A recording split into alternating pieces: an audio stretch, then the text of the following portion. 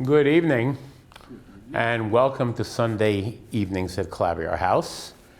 Our guest tonight, Katelyn Bouska, will give us a wonderful and interesting, varied program of pieces that none of you have ever heard, or most of you have never heard. And you will find it fascinating. She will speak before each piece to give a little bit of background information and explain the pieces, so I'm not going to go through the list right now. And that's all I have to say. Welcome, Katelyn Bouska.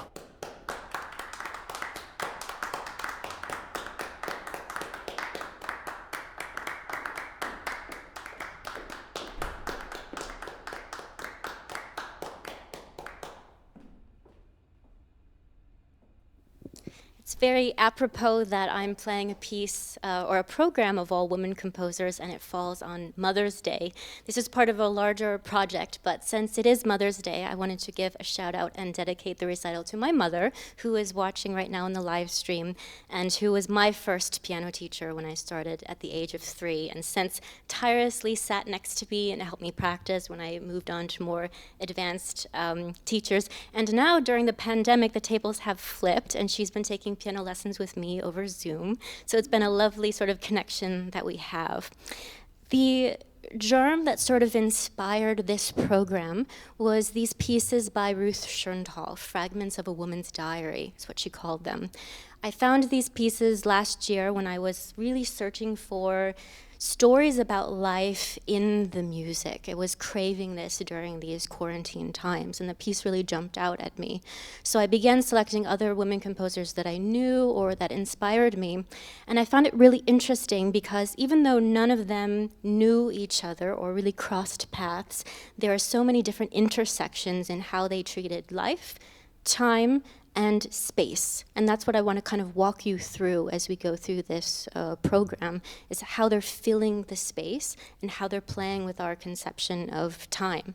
And it's really interesting because 2 of them died quite young, Kapralova when she was 25, Szymanowska in her 40s, and then 2 of them are still living, which is wonderful. And then the last 2 lived quite long lives and wrote pieces at the end of their lives, sort of encapsulating their experience, and it happened to be in the same year, 1995.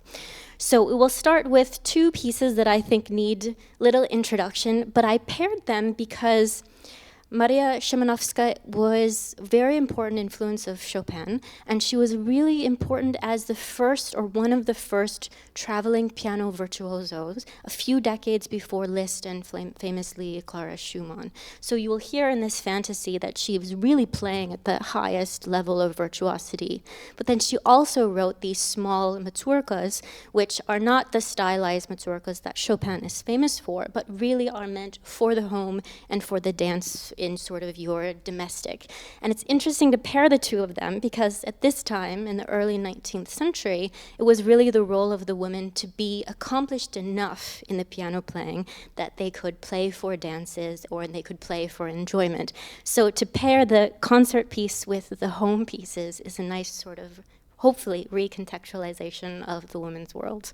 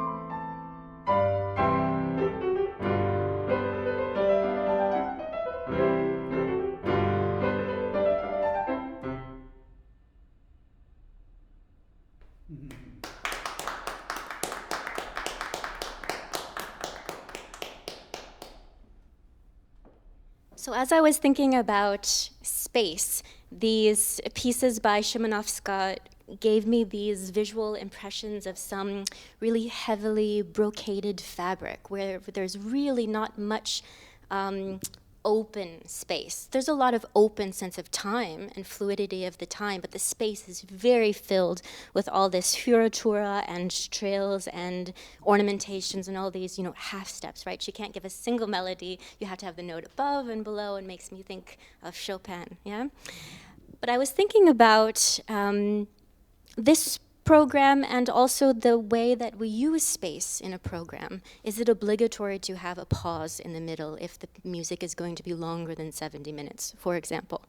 So I was thinking, what would happen and what would the experience be like for the performer and for the audience instead of giving a actual pause where we talk and you check your phone and do your things? What if I gave you a musical pause? So I chose this piece by Carolyn Shaw, and she treats the concept of time in a very unique way, and she bases it or influences it by a famous photographer who, interestingly enough, began his work in the 1830s at the same time that Szymanowska was writing and the same time as another mazurka that we will be hearing. So there's so many sort of these interlinear connections.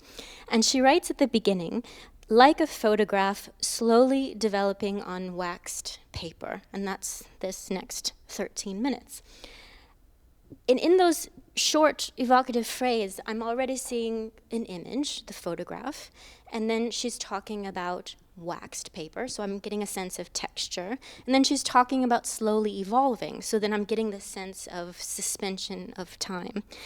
And she talks quite a bit in the performer's notes about these textures. She talks about a passage being like a Hermes silk cravat. And then she says another piece is a linen poem. And she talks about, at the end, to speak with a dry spoken voice. In another section, she talks about deep and green like the Appalachian foothills. So there's a lot of vivid imagery.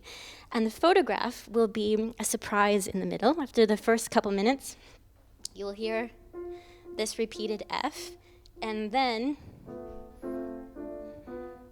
another mazurka, but not by Szymanowska, but by Chopin. So this is the photograph that emerges and then later decays, and we're back into this play with time. So I hope you can enjoy this musical interlude, and I will use it as a pause myself, and see you on the other side.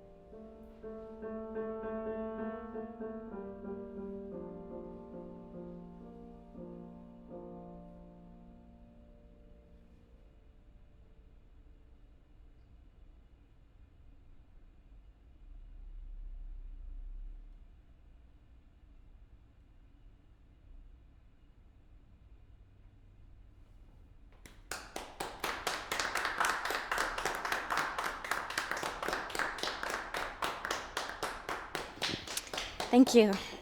The next piece I had so much fun working on because the composer, Ludmila Yurina, a Ukrainian composer formerly based in Kyiv, she's experimenting with using dissonant intervals to spark sympathetic reverberance.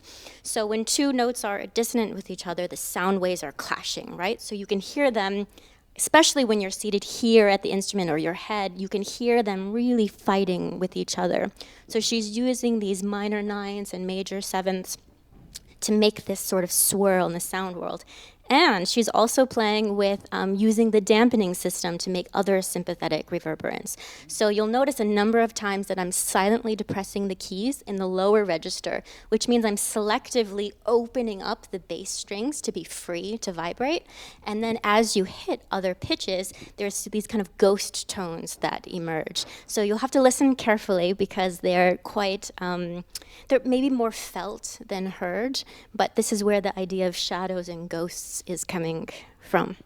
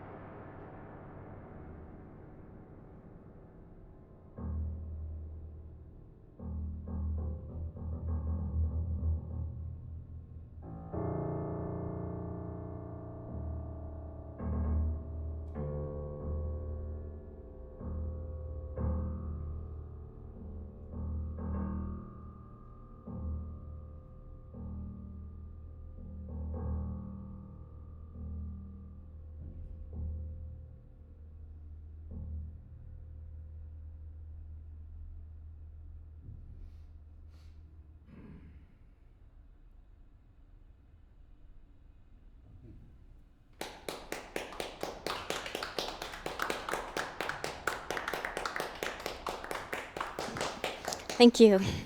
And finally, to the piece that inspired this whole chain of events, these Fragments by Ruth Schönthal. So I'm only playing a selection of the fragments because there's quite a few of them, and it would make our evening too long together. But you can look for them on yourself or on a next recital. Her life was so interesting. She was born in the 20s in Hamburg, and she, at the age of 5, was accepted to study composition as the very youngest student that was at the Stern Conservatory.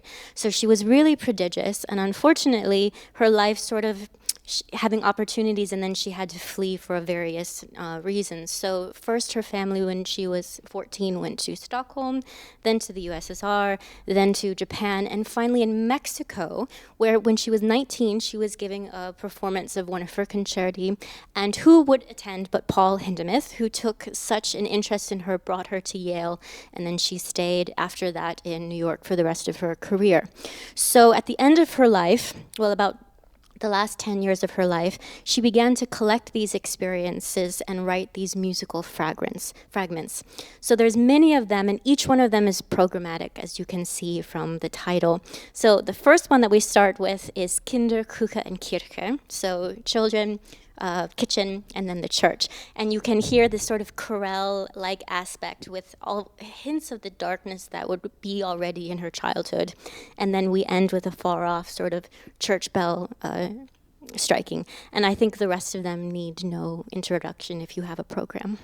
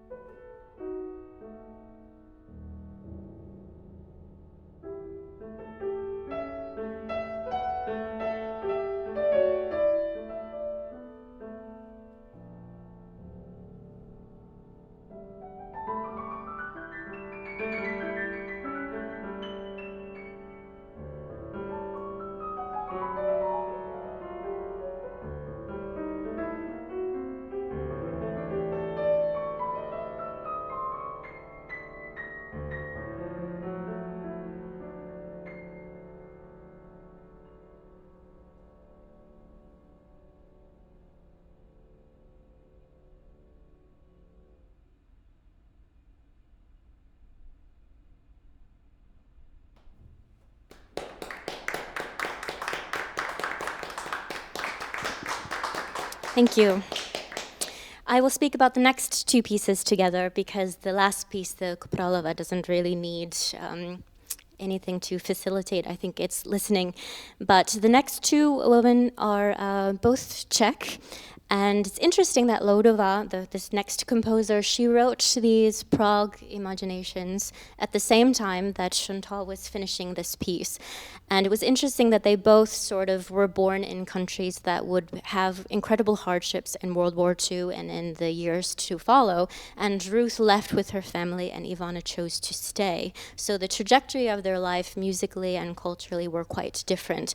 But I think you'll hear, maybe, or maybe it's my imagination, you'll have to tell me afterwards, if you hear some of the same kind of approach to sound and to color. It's very free. And I chose three from a longer set that are all based on very specific and very nostalgic places in Prague. So if it's a place that is important to you, you will have really strong historical and sort of personal recollections of them. So the Belvedere Square, the Loretta náměstí, and the Karl Bridge, which is the famous iconic bridge. And in it, there's small quotations of dancing, if you think of the street performers that are there. There's some chorale-like moments, if you think of the saints and the priests that are sculptures on the bridge. And very quickly, the last piece by Kopralova is not one of the last pieces that she wrote, because we look at her life as so short, but it was in the last few years of her life. And they're very beautiful sort of imaginations of the mercurial aspect of April and of spring. And I find it really interesting that she wrote them between two song cycles where she was setting poetry by some really amazing Czech writers, Nezval, for example. So I think that sensitivity to text and kind of color is really apparent in this setting. So Loudová and Kopralova.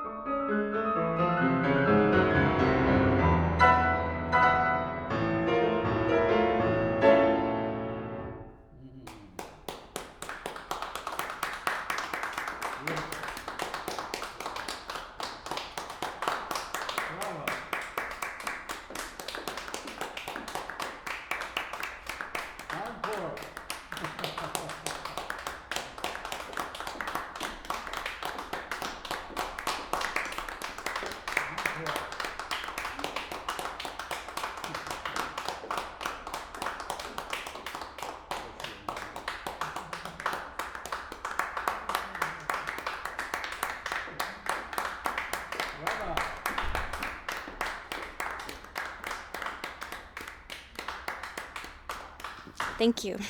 Thank you. Well, that was a tour de force. Sure was. Some great music, isn't it? Beautiful. It's great music. I'm curious about the presentation when you are putting together a program of unusual pieces. I mean, most pianists struggle with putting together a program of anything. But how would you work out a program like this, to make it flow, to make it work? I like the idea, but before you answer, I like the idea of the Carol and Shaw being this sort of almost like an intermission with music. Did that work? That was an experiment on my part. Yeah. So, as with anything, you have a great idea, and I think about this with teaching all of the time. You have a great idea, and then you present it to the students or the audience, and then you realize that all of your ideas weren't clear in what you were saying. So much of putting together a program, I think, is living with the pieces. So then you begin to see what plays off of each other and what I'm wanting. So after I finished the Szymanowska, I really wanted the feeling of space because I felt so heavily kind of just ornamented myself. So that's the first step. And then you have to play it for people and see the feedback, because at that point you've spent so many hundreds of hours going so deep, you're kind of untethered in a foreign world, and you have no idea when you come out what is hearable. So it's kind of the allowing yourself to really deep into something, so hopefully you can see things that no one else has seen because you are looking with your eyes and your experience, and then making sure that it's audible to people. Do you feel that presenting a program like this is best done as a group like that, as opposed to the way a lot of pianists and musicians in general only put in one or two contemporary or unknown pieces because they're worried about the audience reaction to it? Do you worry about that, or are you? I worry about everything. You worry about everything. to be honest, yeah. Good to know that's not the only thing. We can talk about that later. That's another program concept, is I worry about everything, and then you can move through it. It's interesting because I've done a mix of, traditional programs and then a mix of completely non-traditional programs, such as this one, and then trying to combine the two. And honestly, I think the most difficult is combining, because it's kind of like you're trying to, okay, I have a red wine, but I really want to have salad today, and they're not working together. So it's difficult to recontextualize traditional works to make them sound new and fresh, and then to put the new works next to them and not have them sound either jarring or something like this. So the idea that I tried to come up with is, what is the right or optimal soundscape or aural scape for each piece that I'm programming? And there are times when they do work well. I remember this was a tremolo harpsichord recital that I gave, and I was really hearing in these Rameau set of 20-minute pieces, I was really hearing contemporary music every time. So I went to 5 composer friends and I said, write anything that you want. And one did a heavy metal inspired piece, the other one did sort of atonal, sweet, kind of in a Schoenberg-esque style. And then I did, a set of 5 Rameau and then one of these, and a set of 5 Rameau and one of those. And it worked perfectly because we had this really clean aural scape, and then we had this just splash of cold water in our face, but then we knew that we'd have the cleanliness again, and it was kind of embracing those two poles worked, I think, really well. But I can tell you other examples of trying to combine traditional and non-traditional works that I felt did a disservice to both of them. And that's the trouble. And also why I like to speak so much, because we don't need an introduction to hear Beethoven, because we've been trained since infancy how to follow the structure.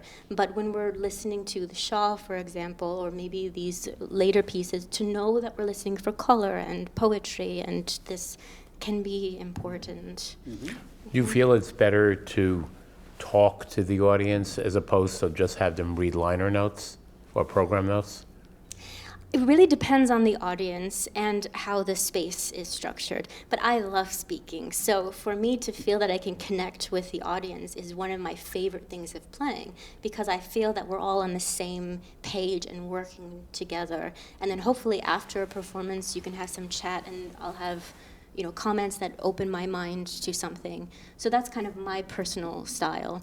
Though I think there are definitely programs where I don't speak because I think the speaking breaks it up. If I've made some longer archetype and then I put it in the program notes and just leave silence. Though in these, because there's so many small miniatures and switches, I felt the speaking was important. This kind of program is duck soup for me personally because I love learning about pieces that I don't know or want to know more about or whatever. But I know a lot of pianists have come up against concert presenters who take umbrage at some of what they program.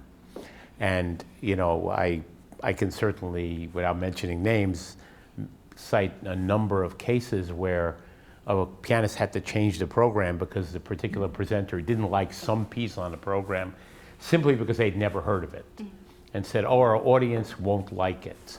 Have you come up against that? Absolutely. So most of my programs are interchangeable with pieces swapping out. So this Capralova I play a lot paired with the Martinu piano sonata because most people are happy and comfortable to approach Martinu, and then you can slide in the Capralova, which I think is, people are listening, but I think it's a better piece than the Martinu, so that's personal taste. And so then they have some way of understanding also the life and recontextualizing, because Martinu would not have his fame if Capralova hadn't conducted his works and been sort of the spokesperson for him and his muse, but that's another topic. And so we forget about her and we remember the man who was able to escape to the US. She died when she was still waiting for her visa to come to New York in 1940 on the run, and Martinu was lucky enough to escape and then live some 20 years after. So I think the answer is, in this day and age, you have to be flexible, right? Because everyone needs and wants something different.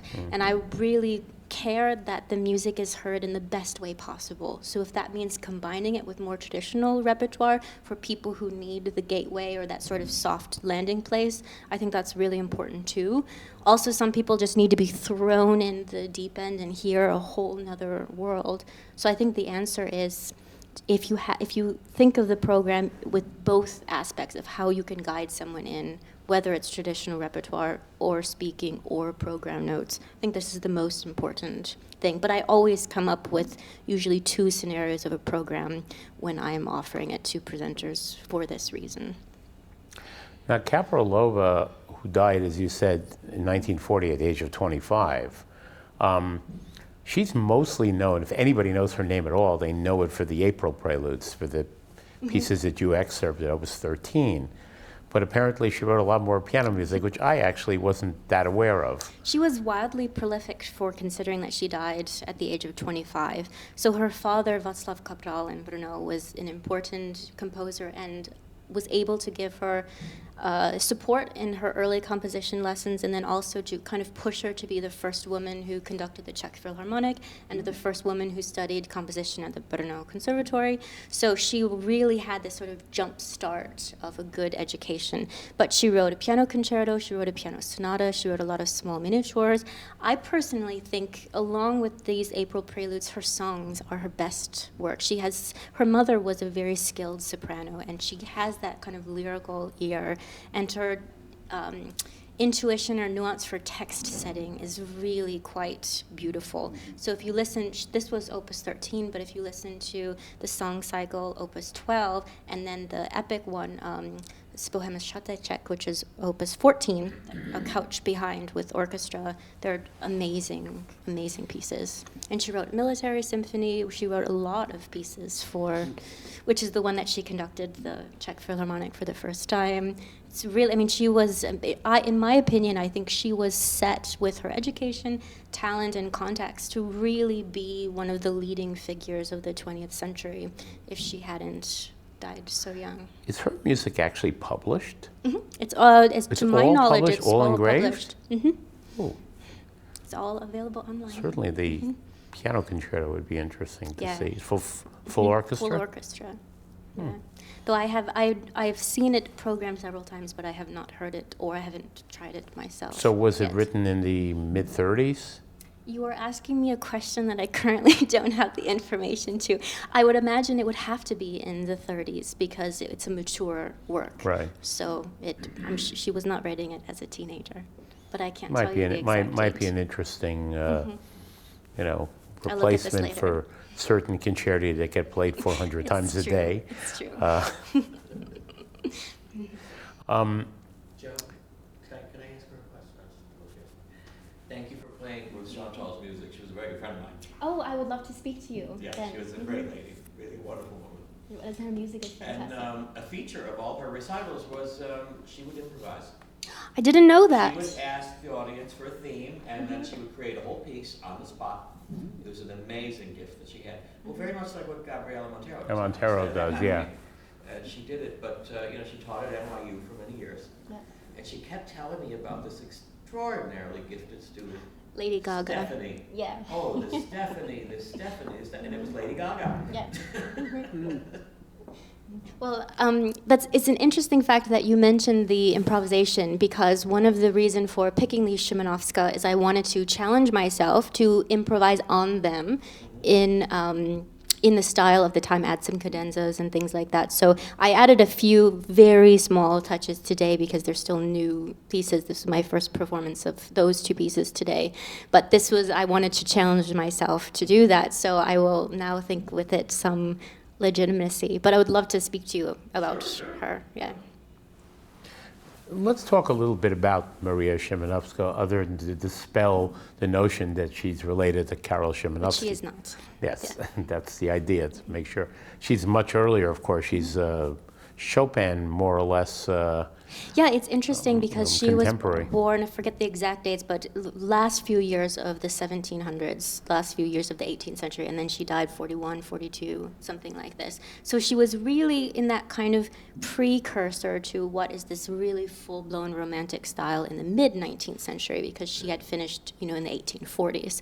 But you can hear, I think, so much of what is about to come, and there's so much Chopin in her writing. Her use of the filigree and those kind of turns of the musical phrase are exactly what he would espouse. I mean, he was writing already when she died, because this was when he escaped the Polish uprising and moved to Paris in the 30s. But I think Did he know her music, as far as we know? she must have done. I mean, he must have done.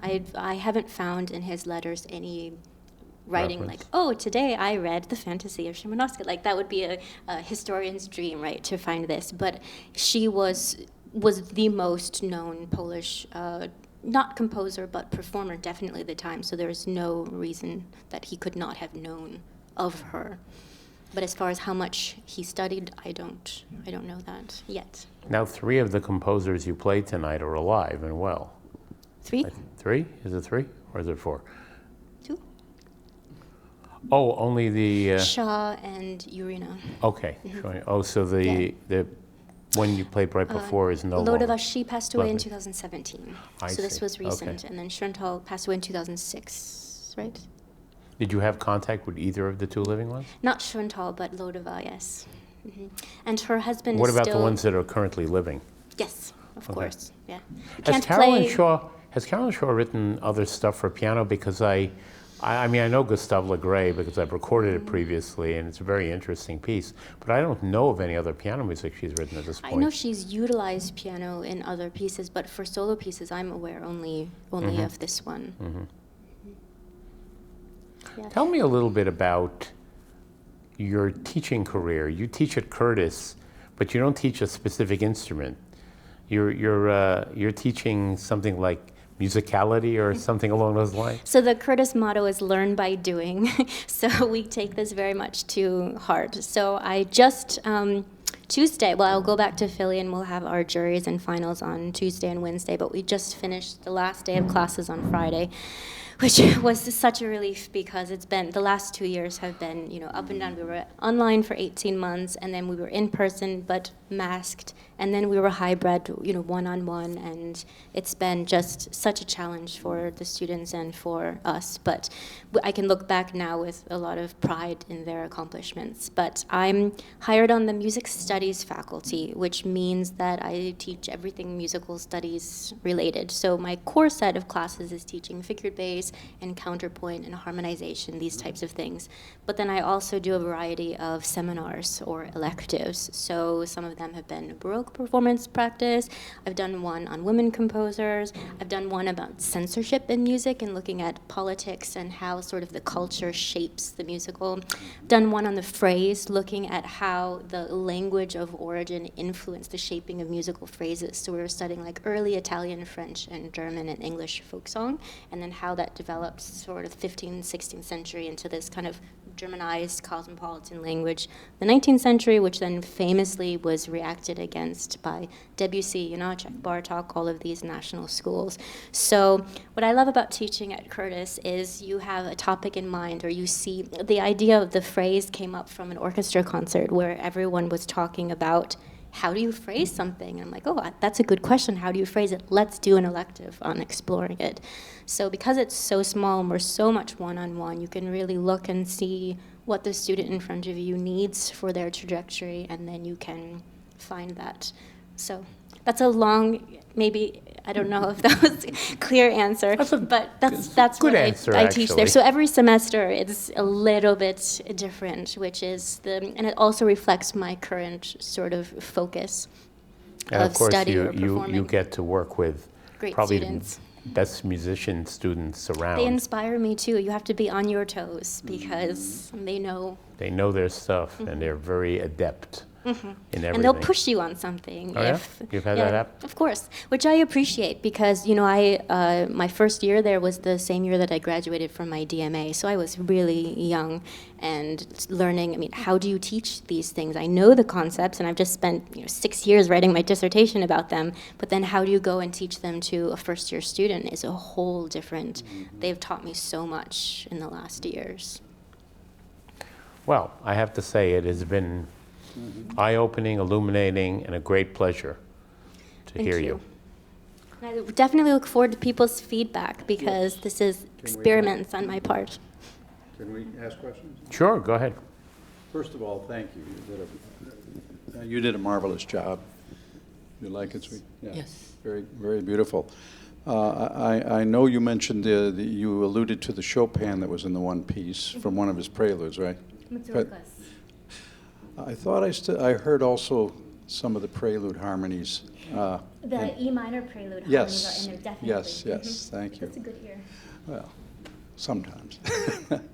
I wrote an improvisation that Hadassah Azar was going to do at Columbia, but she came down with Alzheimer's and wasn't able to do it. Yeah, it was a tragedy. So I'm wondering if I might present it to you and see if you'd have an interest in playing it or not sometime. Take a look at it. Now I have to if I'm inspired by Ruth to improvise. Okay. Impromptu, actually, it was called. Uh-huh. Yeah, an impromptu. Go ahead, Jen, you have a question? No, I have no question. I have some comment. I love music, but I'm not professional, but I'm an amateur. I like to sing. I like to play violin and a piano on my own, whatever. So, but interesting, you mentioned you like to talk. Actually become a leading role to later on, at least me, I want to say, I cannot speak for other people, trying to understand, particularly new piece. So like you said, the older piece we all know from when we were little. And but I think it's a good way to do that. And but in the meantime, I want to tell you that you are telling the story in your head, actually, and how to present the music and in your understanding. And I was actually leading me to think about, if I think about something different way, what is going to be? For example, you are trying to present the place is in the kitchen, but I'm maybe think about I'm in the living room. I just make an example. So it's very interesting as a leader on the people to have imagination on their own and not just to listen. And I think you did very well in that aspect.